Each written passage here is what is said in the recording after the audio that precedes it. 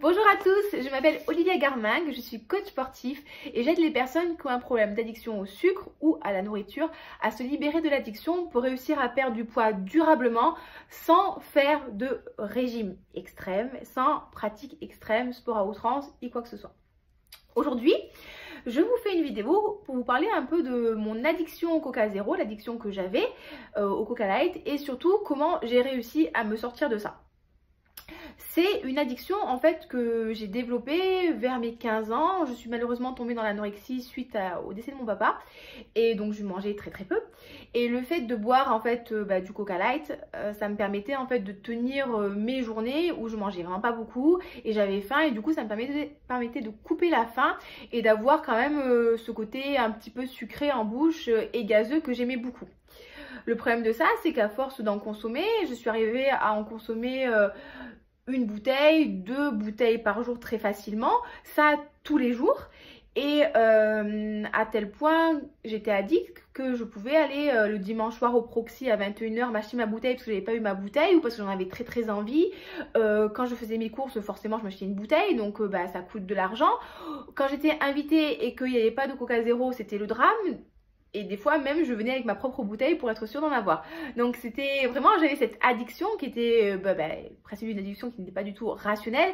Et j'avais ce problème de dissonance en fait où d'un côté je voulais absolument boire du Coca Zéro, mais d'un autre côté j'étais vraiment consciente que c'était vraiment pas quelque chose de bon pour moi d'un point de vue de santé, parce que ça reste quand même une boisson chimique avec des édulcorants. Donc les édulcorants, ça a quand même un effet en fait sur la production d'insuline, donc qui est une hormone de stockage. Donc si vous produisez de l'insuline, vous ne pouvez pas déstocker, donc potentiellement ça peut limiter une perte de poids, ça peut même faire prendre du poids et dans certains cas ça peut développer l'apparition de diabète de type 2, donc c'est vraiment pas super d'un point de vue santé.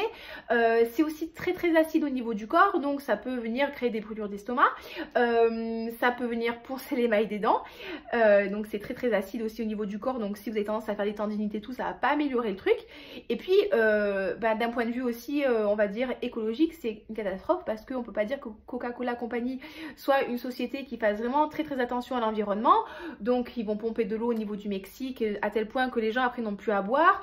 On produit énormément de plastique avec les bouteilles et les emballages, donc c'est vraiment quelque chose, ça allait pas en fait, c'était quelque chose qui n'allait pas pour moi. Mais le problème c'est qu'une addiction, c'est une addiction et on a vraiment du mal en fait à se contrôler même si on a vraiment très envie. Donc pour me libérer de cette addiction, la première question que je me suis posée, vraiment, c'était pourquoi est-ce que j'avais tant envie de boire du Coca Zéro?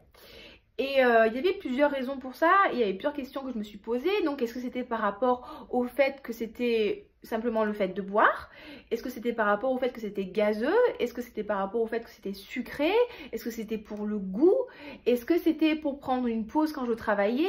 Ou plutôt pour me permettre de retarder le début de mon travail? Donc ouais, c'était vraiment des questions que je me suis posées, vraiment pour analyser pourquoi je buvais mon Coca Zéro, dans quelles circonstances, à quel moment de la journée, quelle activité je faisais. Et donc du coup ça m'a permis en fait de dresser un portrait de ma consommation. Et en fait moi je buvais ce coca vraiment pour ce côté frais, en fait pour le côté gazeux que j'aime bien, j'aime vraiment beaucoup les boissons gazeuses.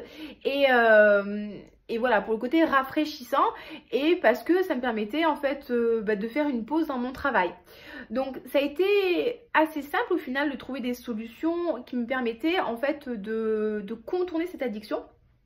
Donc la première solution pour moi tout simplement ça a été de remplacer le Coca Zéro, ou tout ce qui est boisson sucrée c'est le même principe, donc c'est quand même vraiment à éviter même si elles sont zéro par de l'eau gazeuse aromatisée. Donc du coup avec de l'eau gazeuse aromatisée j'avais quand même le côté gazeux que j'aime vraiment beaucoup et le côté arôme. L'avantage c'est que vous avez des eaux comme la Perrier, la Salvetat, la Badois, après je sais pas s'il y a d'autres marques qui font ça. Donc vous avez l'eau qui est gazeuse et vous avez des arômes naturels, des extraits naturels, donc il n'y a pas de sucre dedans, il n'y a pas de conservateur, c'est plus ou moins sain et du coup ça me permettait d'avoir ce goût en fait frais, le côté gazeux mais sans avoir cette consommation en fait d'édulcorants, de produits chimiques et compagnie. Donc j'ai bu ça pendant très longtemps, sauf que j'en buvais quand même une bouteille voire 2 bouteilles par jour et je retombais en fait dans la consommation énorme de bouteilles plastiques et ça me plaisait pas trop. Donc du coup par rapport à ça, la deuxième solution qu'on a envisagée avec mon copain, et surtout moi, c'était de s'acheter une machine à soda. Donc on s'est acheté une soda stream et ça c'est vraiment super top. Donc parce que vous avez des bouteilles comme ça, donc c'est des bouteilles soit en plastique soit en verre. Et du coup vous pouvez vous faire de l'eau gazeuse. Si vous voulez aussi, bon je vous le conseille pas, mais c'est possible, vous avez des concentrés pour vous faire des boissons. Et du coup ce qui est trop cool, c'est que vous pouvez vraiment gérer en fait l'intensité du gaz dans la boisson. Donc vous pouvez faire quelque chose de très très léger. Ou si vous êtes comme moi, vous pouvez vraiment appuyer sur plein de fois sur le bouton et vous pouvez avoir quelque chose de très très gazeux. Et au final j'aime beaucoup. Et comme on n'a que 2 bouteilles, bon on tourne avec les 2 bouteilles et c'est génial parce qu'on fait pas de déchets. Donc ça c'était une solution très pratique pour moi pour le côté gazeux. Après, la deuxième chose aussi que j'ai mis en place, surtout en été, c'est qu'en été, il fait chaud, il fait très très chaud. D'ailleurs, vous voyez, je brille. On aime quand même avoir le côté frais des boissons, le côté rafraîchissant. Et des fois, on aimerait bien avoir un peu plus que de l'eau. Du coup, ce que j'ai commencé à me faire, c'est que j'ai commencé à me faire des thés froids. Donc, vous avez plein de marques en fait qui vous permettent de trouver des infusions ou du thé que vous pouvez faire à température ambiante et après mettre au frigo. Et du coup, vous allez avoir des boissons hyper aromatisées, hyper saines, sans sucre et qui sont vraiment top pour l'été. Parmi mes préférés, il y a chez Kusmiti, vous avez Aqua Rosa qui est super bonne, qui est à base d'hibiscus, de pommes, de fruits rouges, qui a un petit côté acidulé que j'aime vraiment beaucoup. Ça sent super bon et du coup je fais à peu près une boule à thé pour à peu près 1 litre d'eau. Donc c'est top. Vous faites ça, infuser ça à température ambiante. Moi je mets quand même 25 minutes, 1 heure, hein, plutôt 1 heure. Et après au frais et c'est super. Vous avez aussi... chez Le Palais d'été, je ne sais pas si vous connaissez, ils font aussi des infusions que vous pouvez faire chaudes ou froides, donc ça c'est vraiment top. Et après tout simplement, si vous avez des thés que vous aimez bien, là par exemple j'ai mis du thé vert japonais, bah pareil je l'ai fait infuser à température ambiante, après je le mets au frais et ça fait une boisson en fait qui est hyper rafraîchissante en été, donc du coup qui m'apporte vraiment le côté rafraîchissant, le côté désaltérant et le côté goûtu que je cherchais et au final qui est vraiment pas cher et qui est hyper saine. Donc j'ai aussi utilisé ces subterfuges en fait pour me libérer de la consommation du Coca Zéro au quotidien quand j'étais à la maison. Après forcément ça m'a demandé aussi un petit effort, ça m'a demandé l'effort en fait de quand j'allais faire les courses, de me forcer à pas acheter de Coca Zéro. Mais bon au final si vous dépensez on va dire 1,50 € en Coca Zéro par jour, vous buvez 7 bouteilles par semaine, ça vous fait quand même plus de 10 € de Coca par semaine. Donc c'est absolument ridicule, sans compter les canettes que j'achetais à droite à gauche. Donc franchement c'était une somme, enfin ça faisait quand même 40 € par mois, donc c'est nul quoi, de dépenser de l'argent comme ça. Donc du coup forcément j'ai fait l'effort quand je faisais mes courses de pas m'acheter de coca. Et quand je faisais une sortie au restaurant ou avec des amis, bah pareil, je me disais bah ce soir, je me disais vraiment avant de sortir, ce soir au lieu de prendre du Coca Zéro ou du Coca Light, eh ben je vais boire de la Perrier ou de la Badoit avec une petite rondelle de citron. Et au final bah, pareil, j'ai pris l'habitude de sortir de cette consommation en fait tout le temps. Ou pareil, quand je partais en vacances à l'étranger, je me disais bon bah par exemple là je suis au Japon, bah, pendant ces 2 semaines où je serai au Japon, eh ben, je ne boirai pas de Coca Zéro, je boirai que du thé vert et tout. Et pareil, le fait de faire des breaks comme ça dans mon rythme de vie, ça me permettait au final de sortir de la consommation excessive de cette boisson là. Et la dernière chose, je vous disais, je le remarque ça quand je suis stressée, quand j'ai un petit coup de bourre, quand j'ai beaucoup de travail à faire, je vois en fait que j'ai envie de Coca Zéro. En fait, ça me crée certainement un pic de dopamine. Le fait de boire du Coca Zéro pendant un moment, je me sens bien. Et du coup, on fait ce que j'appelle je tamponne. C'est-à-dire que quand j'ai une émotion négative qui est là, au lieu d'écouter l'émotion, eh ben, je me dis, je vais boire du Coca Zéro, je vais me sentir bien sur le moment.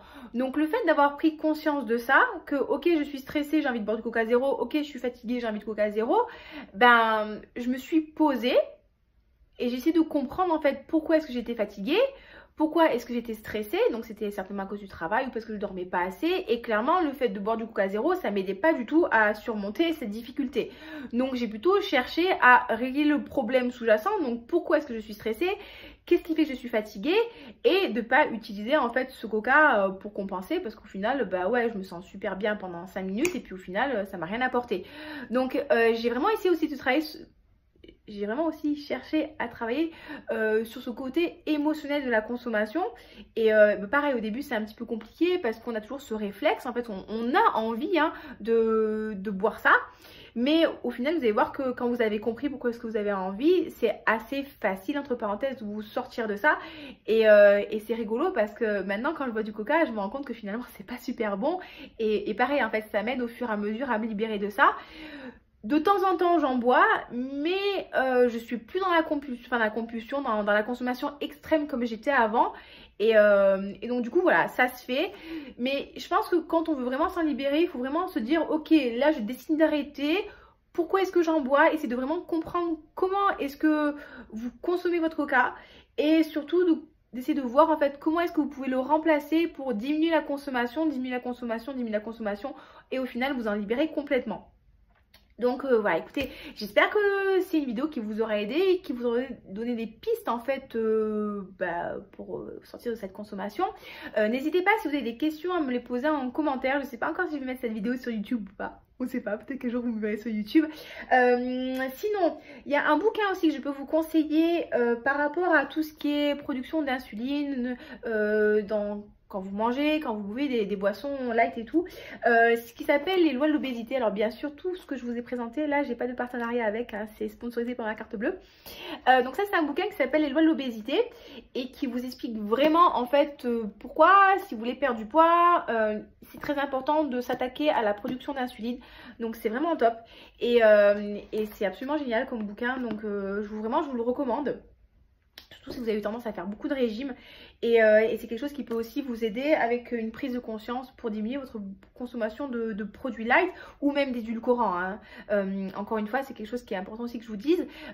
Si vous avez tendance à consommer énormément de sucre, si vous remplacez le sucre, donc le saccharose ou le fructose que vous rajoutez, hein, par des édulcorants, ça ne va pas vous aider à vous libérer de la consommation, d'accord? C'est vous allez entretenir l'addiction. Donc il faut vraiment couper en fait l'apport de sucre pas naturel.